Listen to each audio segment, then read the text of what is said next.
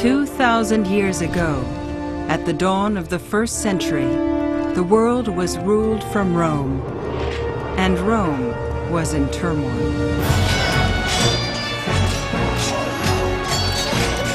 Civil war had engulfed the empire's capital city. Dictators seized power, and the Roman future seemed bleak.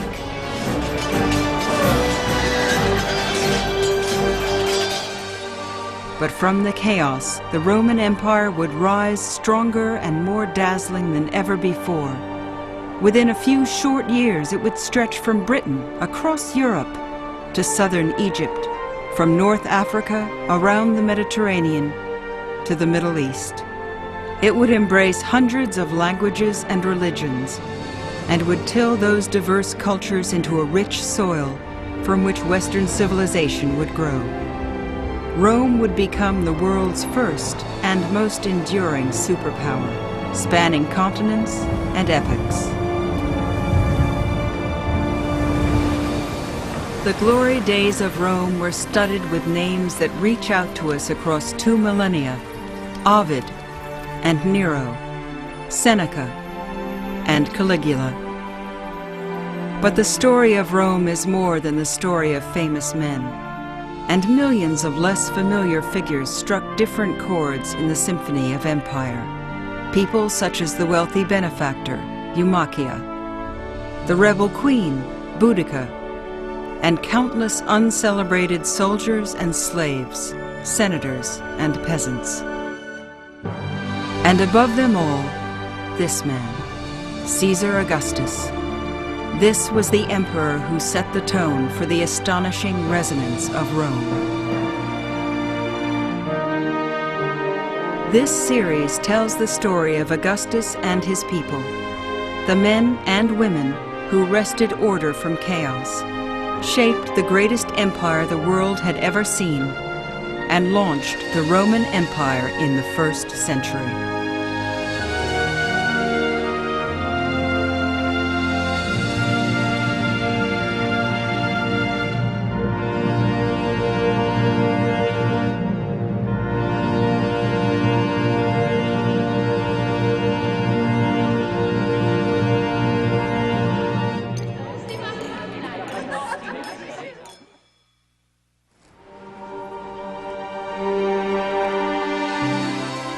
"2,000 years after Egypt's pharaohs reigned supreme, 400 years after the flowering of Greek culture,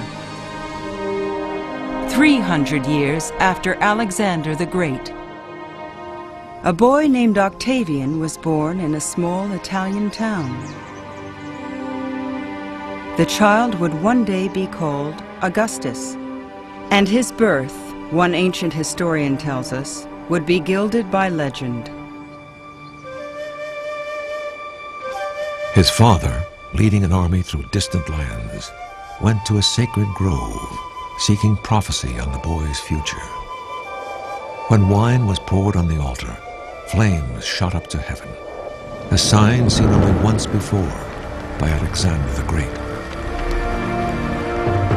The priest declared that Augustus would be ruler of the world.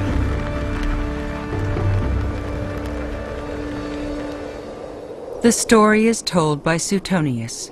Writing at the turn of the 1st century, he based his biography on eyewitness accounts, on common gossip, and on research conducted as imperial librarian.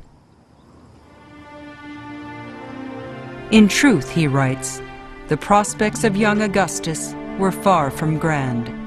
The boy was sickly, with few connections. His family were country people. His father, the first in their line to join the Senate. But worse, Augustus was born into dangerous times. Civil war had flared for decades. Feuding nobles, many controlling large armies, fought to gain power for themselves. And Rome's traditions of open government were often trampled underfoot. So too were innocent bystanders.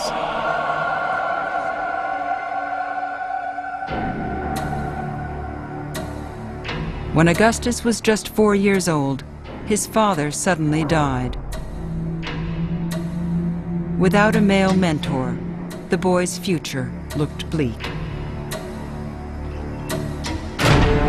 But in 49 BC, when he was 13, Augustus's fortune took a dramatic turn.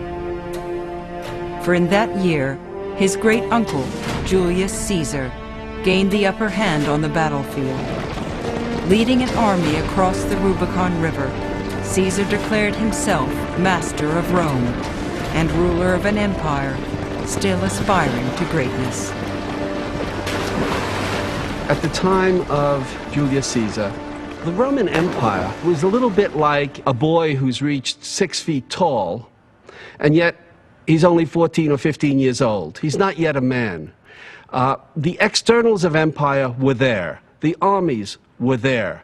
The Romans governed most of the coast of the Mediterranean, with the exception of Egypt. However, they had not yet learned to bring that into a functioning organism.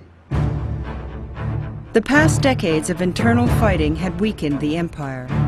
Northern tribes harried the borders. Enemies were confronting Rome in the east, and the province of Spain threatened to break free. Julius Caesar moved quickly to bolster the frontiers and his own legacy. Caesar had no heir, so when Augustus completed a dangerous mission, Caesar adopted the teenager in his will. Augustus realized here was a tremendous opportunity. Mind you, he had no military training, but he was the heir of the greatest political figure that was on the Roman sky literally at that time, and he cashed in on it. It was a heady opportunity for Augustus, but also a perilous challenge. For in 44 BC, foreigners were not the only threat to stability. There were enemies within Caesar's small circle of advisors.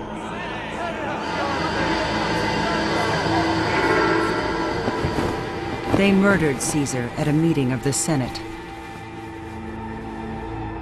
For the second time in his life, Augustus lost a father.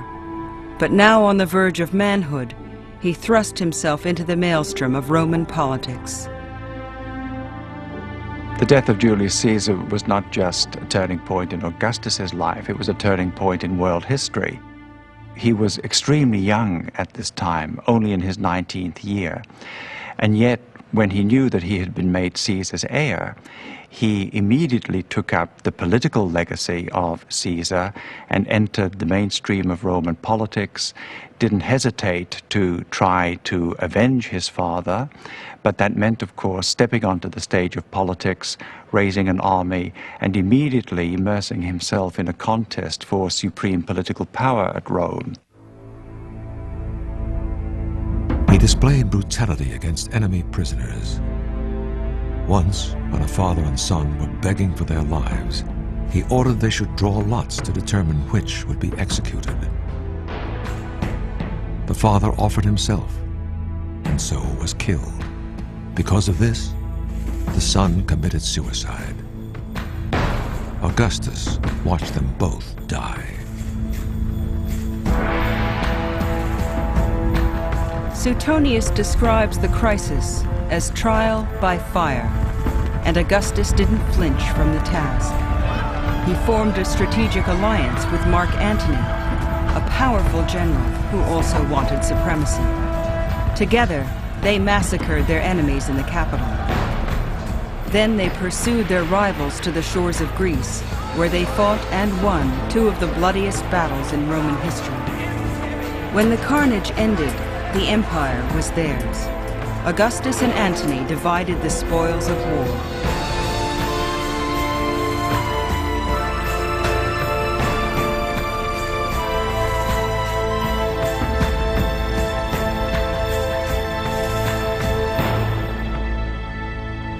Augustus remained in Rome, but Antony took control of Egypt, a land not formally joined to Rome, but firmly under the empire's command.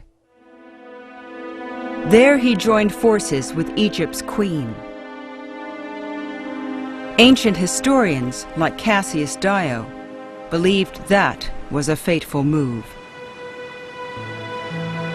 When Antony fell deeply in love with his new ally, many feared the ambitious queen was scheming to rule Rome herself. Her name was Cleopatra.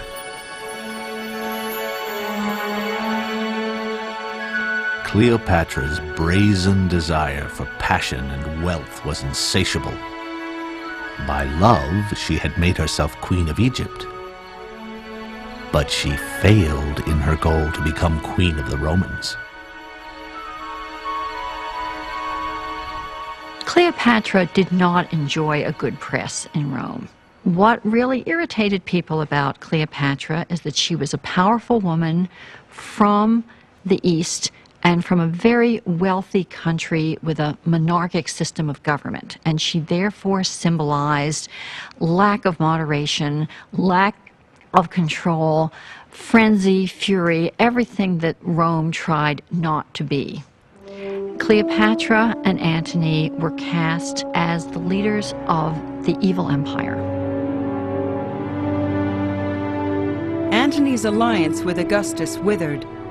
He and Cleopatra mobilized, but Augustus struck first.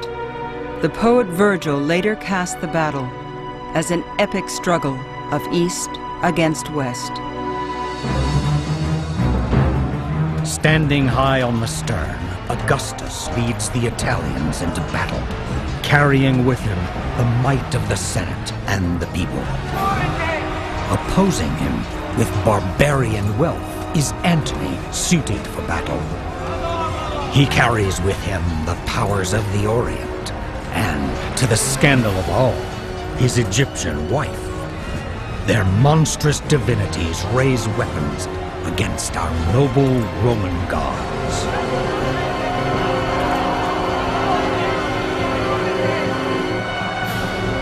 Three-quarters of the Egyptian fleet was destroyed.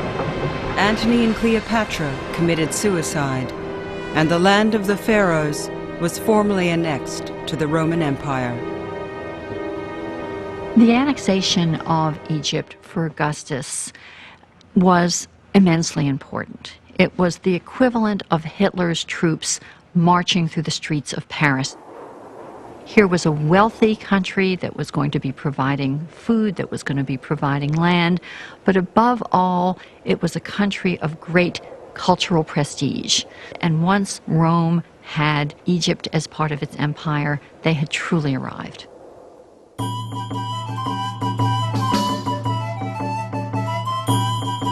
There is nothing that men can wish from the gods, nothing the gods can do for men which Augustus, when he returned to the city, did not do for the Republic, the Roman people, and the entire world. Civil wars were finished, foreign wars ended, and everywhere the fury of arms was put to rest. Upon Augustus's return to a war-torn Rome in 29 BC, the city went wild with enthusiasm.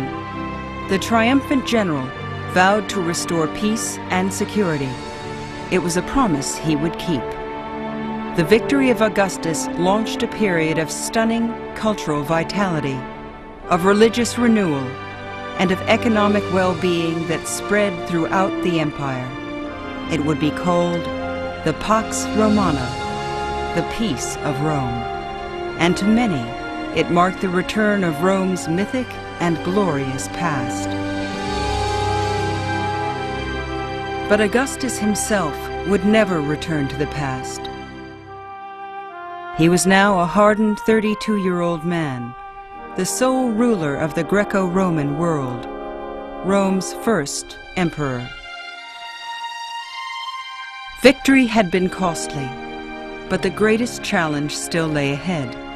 For to avoid the fate of Julius Caesar, Augustus must disarm the Senate and charm the masses.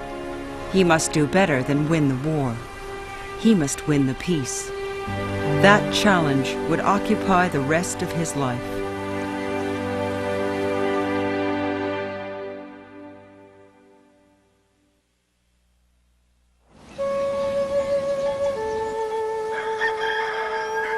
Let me step forward, clear my throat, and announce that I am a native of Solmo, a few days' journey eastward from Rome. While Augustus fought his way to the pinnacle of power, a boy named Ovid was coming of age under less demanding circumstances. I was the second son, a year to the day younger than my brother. We always had 2 cakes on the birthday we shared, and were close in other ways as well. We studied together, and then went up to Rome to seek our fortunes. I used to waste my time trying to write verses. Our father called it waste. He disapproved of any pursuit where you couldn't earn a decent living, and always used to say, Homer died poor.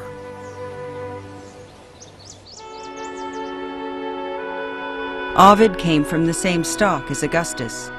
They were both landed gentry, and like Augustus, the young man found his identity and his ambitions molded by his demanding family. I tried to give up poetry, to stick to prose on serious subjects, but frivolous minds like mine attract frivolous inspirations, some too good not to fool with. I kept returning to my bad habits, secretive and ashamed. I couldn't help it. I felt like an imposter at serious matters, but I owed it to my father and brother to try to do my duty.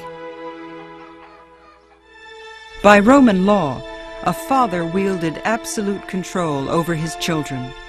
Those who displeased him could be disowned, sold into slavery, or even killed. The young Ovid tried to meet his father's expectations. He married, he studied law, but the strain proved unendurable. Miserable, Ovid and a friend set out on a journey of self-discovery. We toured all the magnificent cities of Asia. We watched the flames of Mount Etna light up the heavens. We plowed the waves in a painted ship and also traveled by wagon.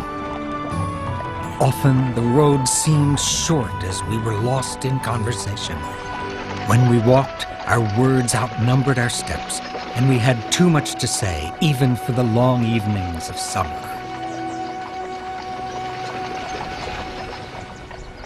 18 months later, Ovid settled in Rome, older and more self-confident than before. He resolved to become a poet.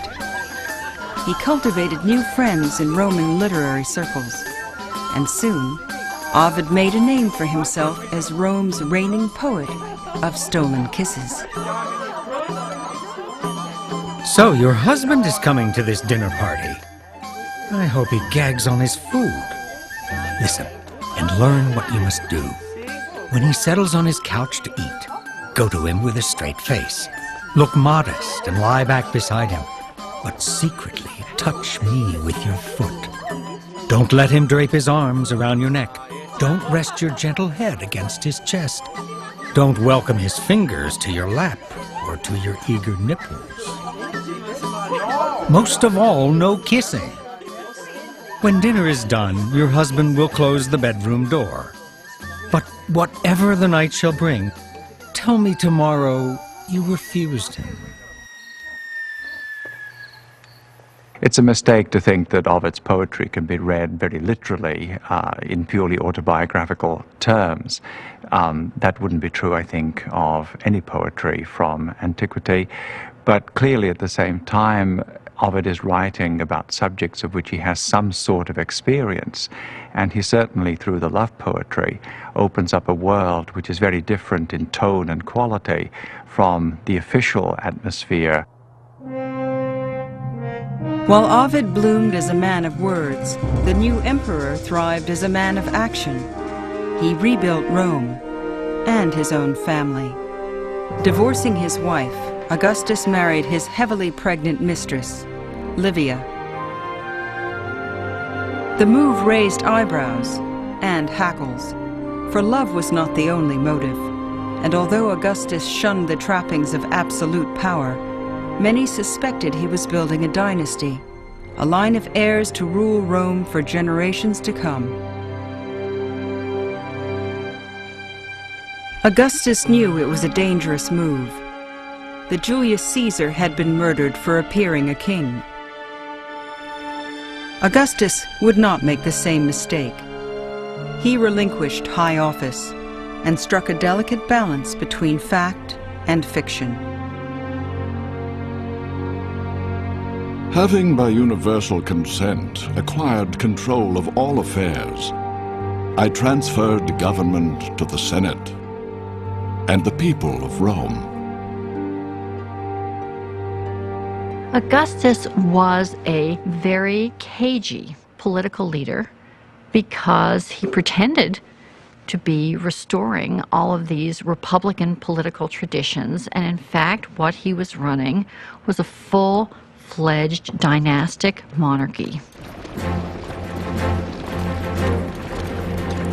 Augustus conquered Cantabria, Aquitania, Pannonia, Dalmatia, and all of Illyricum, as well as Rhaetia. Augustus not only changed the empire, he expanded it. Egypt had been added early in his career. Soon, northern Spain was joined.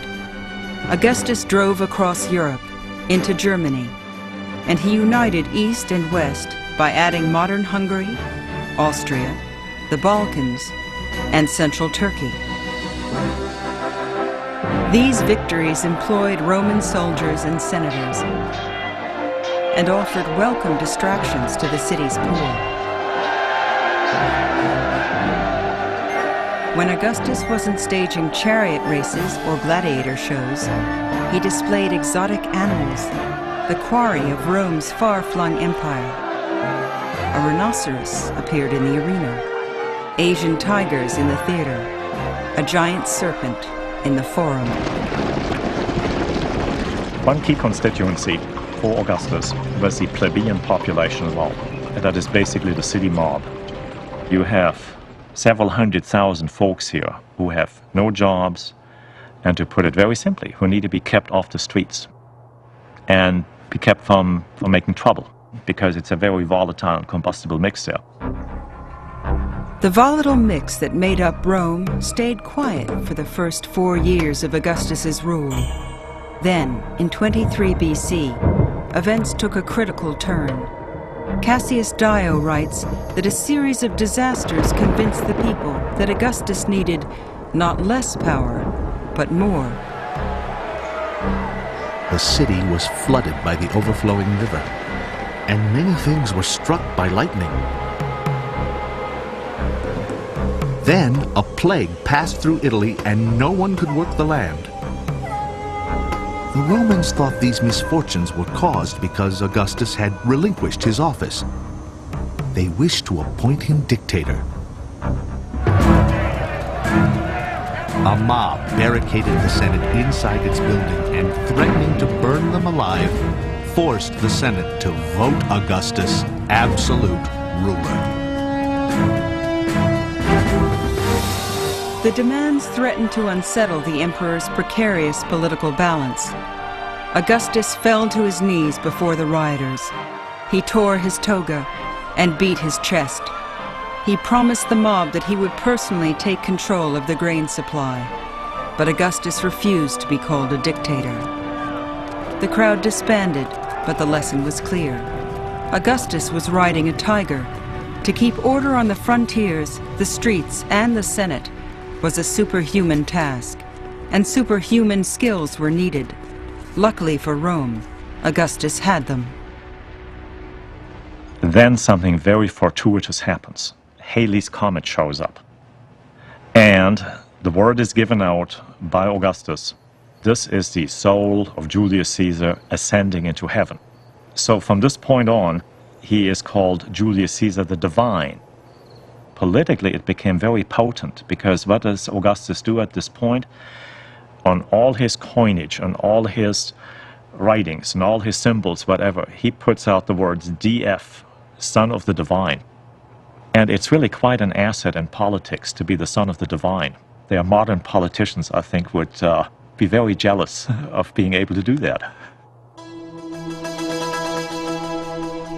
Augustus enhanced his pious new identity with stories of his lean habits. It was said that he lived in a modest house and slept on a low bed, that he ate common foods, coarse bread, common cheese, and sometimes even less. My dear Tiberius, not even a Jew observes a fast as diligently on the Sabbath as I have today. I ate nothing until the early hours of evening, when I nibbled 2 bites before my rub-down. Moral change, Augustus began to argue, was the enemy of Rome. He believed that its future ran through its past, through the restoration of values he thought had first made Rome great. I renewed many traditions which were fading in our age. I restored 82 temples of the gods, neglecting none that required repair at the time. In public, Augustus led by example. He sacrificed animals in traditional rituals, and he re-established traditional social rules. New laws assigned theater seats by social rank. Women were confined to the back rows. Adultery was outlawed. Marriage and children encouraged. To many, Roman society had recovered its true course. The son of a god was building an empire for the ages. Who can find words to adequately describe the advancements of these years? Authority has been returned to the government, majesty to the Senate, and influence to the courts. Protests in the theater have been stopped. Integrity is honored. Depravity is punished.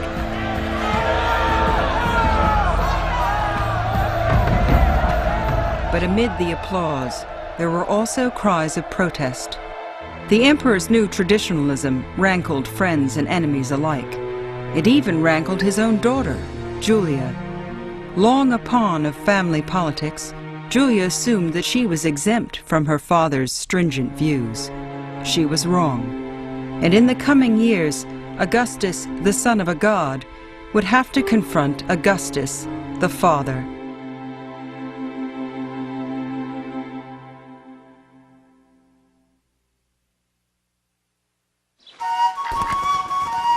If there is anyone here who is a novice in the art of love, let him read my book. With study, he will love like a professional. As the Emperor Augustus firmly charted a course of moral rigor, the poet Ovid staked out different ground. He was now Rome's most famous living poet, and his boldness grew in step with his reputation. Having all but exhausted the conventions of love poetry, he decided to stretch them. He began composing a manual of practical tips on adultery. Step 1. Stroll under a shady colonnade. Don't miss the shrine of Adonis, but the theater is your best hunting ground. There you'll find women to satisfy any desire. Just as ants come and go, so the cultured ladies swarm to the games. They come for the show, and to make a show of themselves. There are so many, I often reel from the choice. Many Romans yearned to follow their emperor back to the good old days of stern Roman virtue, but others reveled in the promises of Rome's newfound peace. Ovid was one of them. To the youthful poet, old limits seemed meaningless. Do not doubt you can have any girl you wish. Some give in, others resist, but all love to be propositioned. And even if you fail, rejection doesn't hurt. But why should you fail? Women always welcome pleasure and find novelty exciting. Indeed, the earlier civil wars had unleashed enormous social change. Some women had gained political clout, new rights, and new freedoms. Tradition holds that one such woman was Julia, the emperor's only child. Julia had a love of letters and was well educated, a given in that family. She also had a gentle nature and no cruel intentions. Together, these brought her great esteem as a woman. Julia didn't reject traditional values wholesale. She had long endured her father's overbearing control. She dutifully married 3 times to further his dynastic ambitions, and she bore 5 children. Her 2 boys, Gaius and Lucius, were cherished by Augustus as probable heirs. But like Ovid, Julia expected more from the piece. She was clever and vivacious, and she had an irreverent tongue that cut across the grain of Roman convention. Her legendary wit was passed through the centuries by a late Roman writer called Macrobius. Several times her father ordered her, in a manner both doting and scolding, to moderate her lavish clothes and keep less mischievous company. Once he saw her in a revealing dress. He disapproved, but held his tongue. The next day, in a different dress, she embraced her father with modesty. He could not contain his joy and said, "Now, isn't this dress more suited to the daughter of Augustus?" Julia retorted, "Today I am dressed for my father's eyes. Yesterday I dressed for my husband's." But apparently Julia's charms were not reserved for her husband alone. The emperor's daughter took many lovers. Her dalliances were so well known that people were actually surprised when her children resembled her second husband, who was the father of her 5 children. And she wittily replied, "Well, that's because I never take on a passenger unless I already have a full cargo," meaning that she waited until she was already pregnant before undertaking these dalliances. So concerned was she to protect the bloodlines of these offspring. Julia, like Ovid, was a testament to her times. But neither of them were average Romans. The life they represented shocked traditional society to the core, and as Julia entered her 38th year, crisis loomed. In that year, a scandal broke out in the emperor's own home. Shameful to discuss, horrible to remember. One Roman soldier voiced deep revulsion at Julia's extraordinary self-indulgence. Julia, ignoring her father Augustus, did everything which is shameful for a woman to do, whether through extravagance or lust. She counted her sins as though counting her blessings, and asserted her freedom to ignore the laws of decency. Julia's behavior erupted into a full-blown political crisis, and it was marked by overblown claims. The emperor's daughter was rumored to hold nightly revels in Rome's public square. She was said to barter sexual favors from the podium where her father addressed the people. When the gossip reached Augustus, the emperor flew into a violent rage. He refused to see visitors. Upon emerging, Suetonius reports, he publicly denounced his only child. He wrote a letter advising the Senate of her misbehavior, but was absent when it was read. He secluded himself out of shame and even considered a death sentence for his daughter. He grew more obstinate when the Roman people came to him several times begging for her sake. He cursed the crowd that they should have such daughters and such wives. As a father, Augustus could not abide Julia's behavior.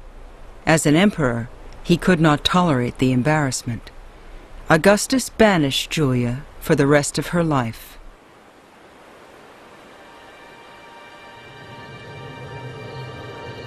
I was going to pass over the ways a clever girl might elude a husband or watchful guard.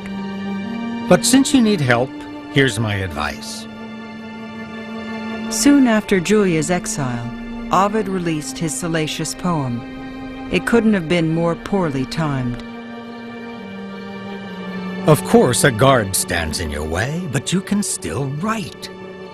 Compose love letters while alone in the bathroom and send them out with an accomplice.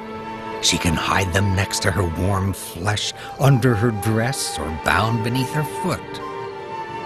Should your guard get wind of these schemes, she can offer her skin for paper and carry out notes written on her body. Ovid's poetry extolled behavior for which the emperor's daughter was banished, and her fate loomed large as a warning. For the present, the emperor remained mute toward Rome's most gifted rebel. Ovid turned his hand to less provocative forms of poetry. He remarried, and he embraced a new appreciation for discretion. Enjoy forbidden pleasures in their place, but when you dress, don't forget your mask of decorum. An innocent face hides more than a lying tongue. Ovid was on notice.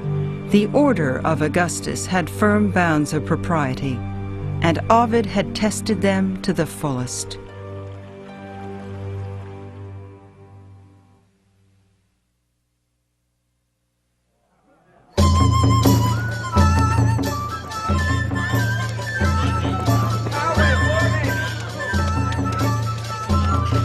Now consider the dangers of night.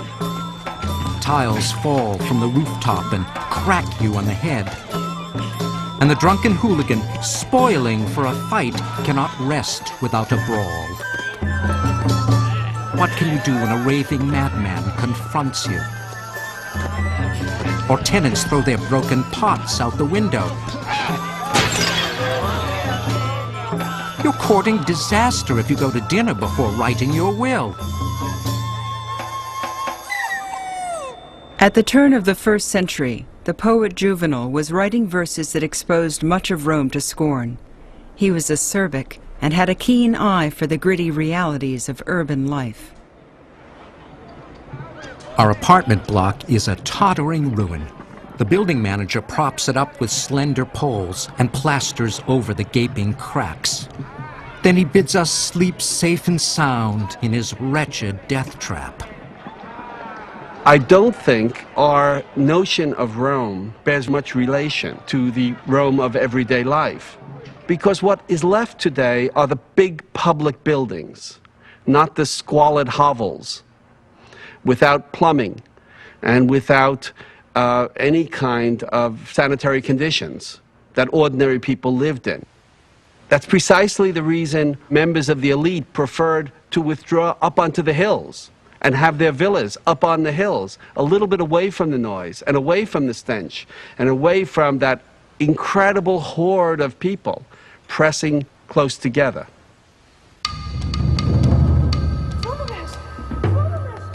I would love to live where there are no fears in the dark of night. Even now I smell fire and hear a neighbor cry out for water as he struggles to save his measly belongings.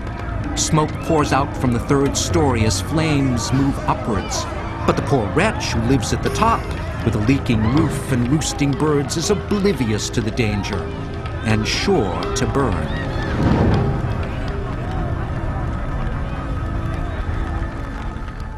In the year 4 in the imperial palace, the Emperor Augustus also lost sleep, but not from fear of fire. Now an old man of 66, Augustus had lost much of his youthful vigor. His vision had faded in his left eye. His teeth were few, widely spaced, and worn down. His hair wispy and yellowed. His skin was irritated by scratching and vehement scraping, so that he had chronic rough spots resembling ringworm.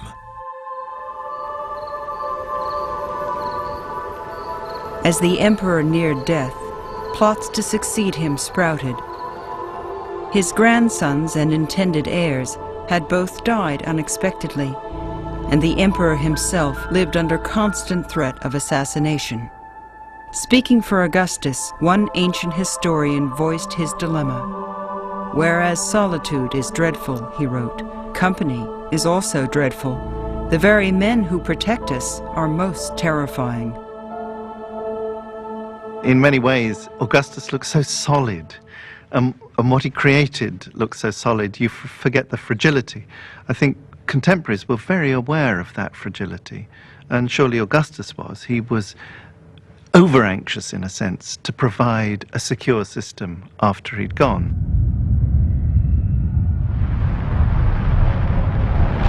At this time, there were unusually strong earthquakes. The Tiber pulled down the bridge and flooded the city for 7 days. There was a partial eclipse of the sun, and famine developed. Ancient historians report that natural disasters predicted political ones, and indeed, the emperor's difficulties seemed to be mounting fast. In the year 6, soldiers, the backbone of the empire, refused to re-enlist without a pay raise. New funds had to be found. Then, fire swept parts of the capital. A reluctant Augustus turned to taxation. It was a dangerous tactic, and the emperor knew it. Fearing a coup, Augustus dispersed potential enemies. He recessed the courts and disbanded the Senate. He even dismissed his own retinue. Still, Rome remained on edge. The mob, distressed by the famine and the taxes after the fire, were unsettled. They openly discussed rebellion. When night fell, they hung seditious posters.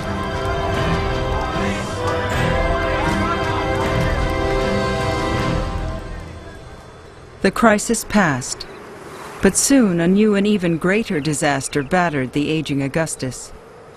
It began in Germany, a land of fiercely independent tribes, and to the Roman eye, rugged barbarism. The region had been recently conquered, and Roman customs were taking root, or so they thought. The barbarians had not forgotten their ancient traditions, their free way of life, or the power of arms. But as long as they were assimilated slowly, they did not realize they were changing and did not resist Roman influence. That peaceful evolution stopped, however, in the year 9, the year an arrogant young general called Quintilius Varus became commander of the Rhine army and brought an iron fist to the province. He forced more drastic change on the barbarians, and among other things, he dealt with them as if they were slaves of the Romans, and exacted money as if they were his subjects. Varus disastrously miscalculated the extent of Roman control and misjudged German compliance. A trusted German chieftain organized a full-scale revolt and lured Varus's troops into a trap, deep in unfamiliar terrain.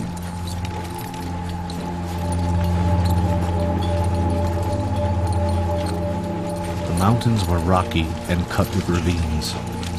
The trees were dense and tall, so that the Romans were struggling to make progress.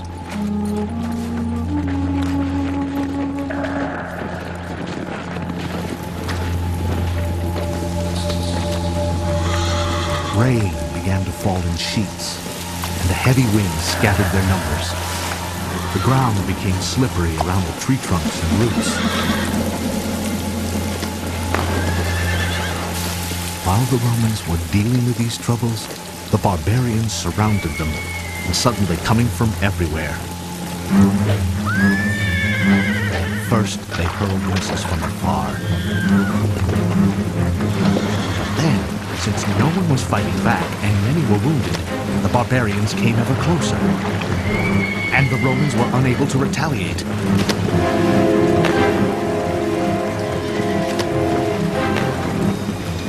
They kept crashing into each other in the trees. They could not grip their arrows or javelins.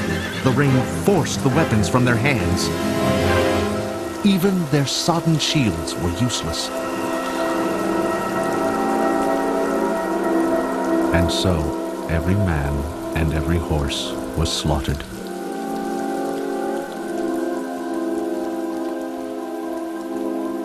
Three legions were massacred, a tenth of Rome's army. Augustus, his biographer reports, was traumatized.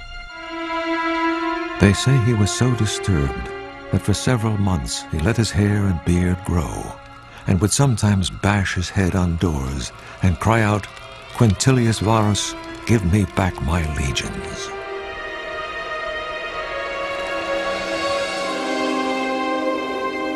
The disaster in Germany underscored a stark reality. The empire was born of violence, and to violence it ever threatened to return. The emperor was in no mood for leniency.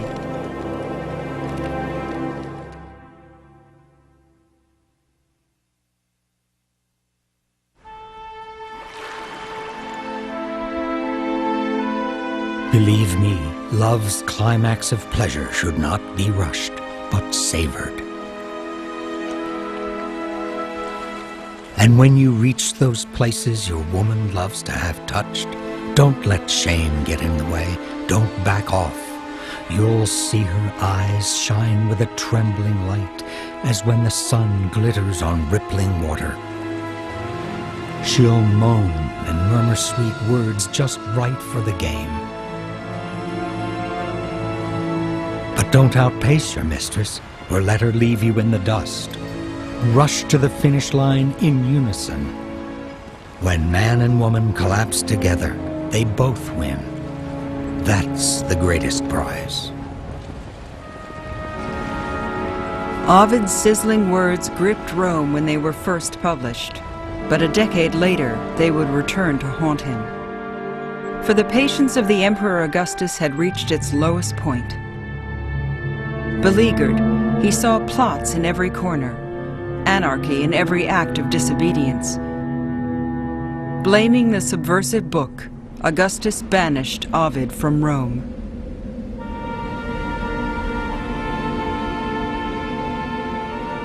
Hello, are you there? If so, indulge these verses of mine. They don't come from my garden or that old couch I used to sprawl on. Whoever you are, and in whatever parlor, bedroom, or study, I have been writing on decks, propped up against bulkheads. The poet was sent to an untamed backwater at the edges of the empire on the shores of the Black Sea. For Ovid, the ultimate urban sophisticate, no punishment could have been harsher. His roguish aplomb crumbled to anguish. When night falls here, I think of that other night, when I was cast out into the endless gloom. We managed to laugh once or twice, as my wife found in some old trunk odd pieces of clothing. This might be the thing this season, the new Romanian mode. And just as abruptly, our peal of laughter would catch and tear into tears. And we held each other. My wife sobbed at the hearth. What could I say? I took the first step with which all journeys begin, but could not take the second.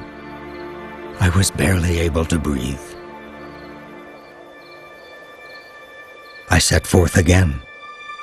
Behind me, she fell rolling onto the floor. Her hair swept into the hearth, stirring up the dust and ashes. I heard her call my name. I thought I had survived the worst. What could be worse? But my wife arose, pursued me, held on to me, weeping. Servants pulled her away.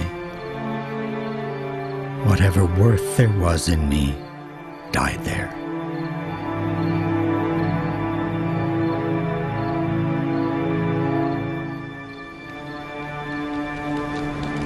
Ovid was sure his talents would bring him home. He wrote constantly, and as he waited, he sought refuge in a remote frontier town. When the temperatures dropped, Ovid wrote, wine froze in its vessels, the river in its banks. Across the ice thundered hostile horsemen, plundering and killing. It was a brutal life Ovid wrote home from exile, a side of the empire that few Romans ever saw. Beyond these rickety walls, there's no safety. And inside, it's hardly better. Barbarians live in most of the houses. Even if you're not afraid of them, you'll despise their long hair and clothes made of animal skins. They all do business in their common language. I have to communicate with gestures. I am understood by no one, and the stupid peasants insult my Latin words. They heckle me to my face and mock my exile. Writing for this audience, Ovid complained, was like dancing in the dark. As the years passed, Ovid shriveled into a bony old man. He fell ill. Contrition replaced his former bravado. Oh, I repent, I repent. If anyone as wretched as I can be believed, I do repent. I am tortured by my deed. Ovid, however, never got an answer to his pleas, and would never get a reprieve. As he approached death, he became sadly resigned to his fate. Look at me. I yearn for my country, my home, and for you. I've lost everything that I once had. But I still have my talent. Emperors have no jurisdiction over that. My fame will survive, even after I am gone. And as long as Rome dominates the world, I will be read. 9 years into his exile, Ovid died. He outlived Augustus, but he had bent to the emperor's will. At the start of the emperor's public life, Augustus had won the wars engulfing Rome. By the end, he had won the peace, and men like Ovid paid the price. In the years ahead, when lesser men would rule Rome, that price would rise higher still.